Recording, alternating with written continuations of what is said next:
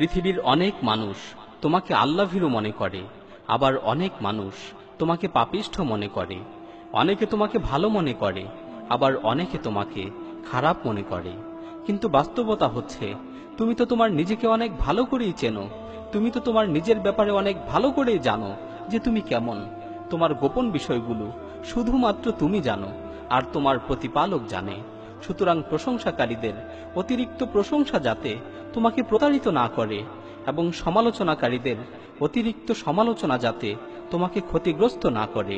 কেননা বাস্তবতা সম্পর্কে আল্লাহ তাআলা বলছেন, বালিল ইনসানু আলা নাফসিহি বাসীরা, বরং মানুষ তার নিজের ব্যাপারে সম্মুখ অবগত।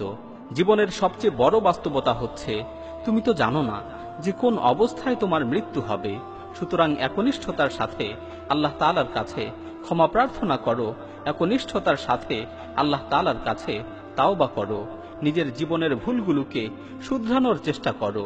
তুমি মানুষের ভালোবাসা পাওয়ার জন্য, মানুষের সন্তুষ্টি লাভের আশায় ভালো কাজ করো না। কেননা মানুষের অন্তর পরিবর্তনশীল।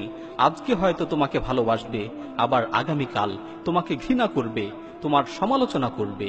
বরং তুমি মানুষের প্রতিপালককে সন্তুষ্ট করার জন্য ইবাদত করো। কেননা সে যদি একবার তোমাকে ভালোবেসে ফেলে, তাহলে পৃথিবীর সকল মানুষের হৃদয়কে তোমার প্রতি আকৃষ্ট করে দিবেন। তুমি হারাম কাজকে হারাম মনে করো, যদিও পৃথিবীর সকল মানুষ সেই হারাম কাজে লিপ্ত হয়। কেননা তুমি শুধুমাত্র তোমার নিজের আমলের ব্যাপারেই জিজ্ঞাসিত হবে। সুতরাং তোমাকে যা আদেশ করা হয়েছে তার উপর অটল থাকো। তুমি মানুষের প্রবৃত্তির অনুসরণ করো না। মনে রেখো, নির্জন মুহূর্তে যেই গুনাহগুলো করা হয় সেগুলো মানুষকে ধ্বংসের দিকে নিয়ে যায়, ঠিক তেমনি ভাবে নির্জন মুহূর্তে যেই ভালো কাজগুলো করা হয় সেগুলো মানুষকে সফলতার দিকে নিয়ে যায়। সুতরাং নির্জন মুহূর্তে মানুষের অগোচরে বেশি বেশি করে ভালো কাজ করো। আল্লাহুম্মা ইন্নী ফাওয়াদতু আমরি ইলাইক, হে আল্লাহ, আমি আমার জীবনের সকল বিষয় তোমার হাতে ন্যস্ত করে দিলাম। কোন এক বিজ্ঞ আলেম বলেছেন, আমি যখনই আল্লাহ তাআলার কাছে কোনো কিছুর প্রার্থনা করি, আল্লাহ তাআলা যদি আমাকে সেটা দেন তাহলে আমি একবার সন্তুষ্ট হই, আর তিনি যদি আমাকে সেটা না দেন তাহলে আমি 10 বার সন্তুষ্ট হই।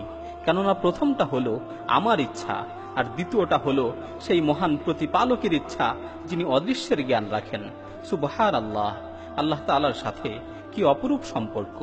অনেক সময় আমরা আক্ষেপ করে বলে থাকি, কেন আমার ক্ষেত্রে এমনটা ঘটে, কেন আমার বেলায় এমন হয়। আল্লাহ তাআলা বলছেন, আল্লাহু ইয়ালামু ওয়া আনতুম লা তা'লামুন, আল্লাহ তাআলা জানেন আর তোমরা জানো না। এই ছোট্ট আয়াতটি হচ্ছে আমাদের অসংখ্য প্রশ্নের হৃদয় প্রশান্তকারী জবাব। কেননা আল্লাহ তাআলা জানেন আর আমরা জানি না। আসুন সর্ব অবস্থায় আল্লাহর শুকরিয়া আদায় করি। আলহামদুলিল্লাহ। সালফে সালিহিনগণ উপদেশ স্বরূপ মূল্যবান 3টি কথা বলেছেন। এই কথাগুলো স্বর্ণের চেয়েও বেশি মূল্যবান। যদি এক পাল্লায় এই কথাগুলোকে রাখা হয়, আরেক পাল্লায় স্বর্ণ রাখা হয়, তাহলে এই কথার পাল্লাই বেশি ভারী হবে।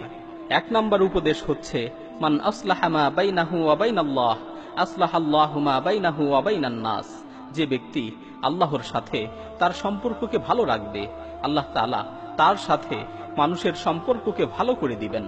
2 নম্বর উপদেশ হচ্ছে, মান আসলাহা সারিরাতাহু আসলাহাল্লাহু আলানিয়াহ।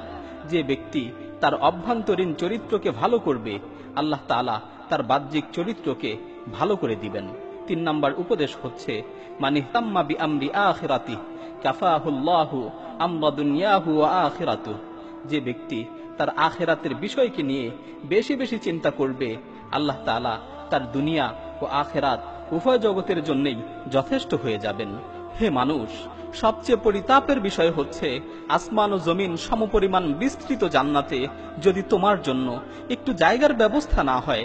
সুতরাং তুমি তোমার জীবনকে মূল্যায়ন করো, কেননা এই জীবনটাই হচ্ছে আখিরাতের পাথেয়। আল্লাহ তাআলা যেন আমাদের সকলের গুনাহগুলোকে ক্ষমা করে দেন, আমাদেরকে জান্নাতের অধিবাসী হিসেবে কবুল করে নেন। ওয়া সাল্লাল্লাহু তাআলা আলা খায়রি খালকিহি মুহাম্মাদিন ওয়া আলা আলিহি ওয়া সাহবিহি আজমাইন।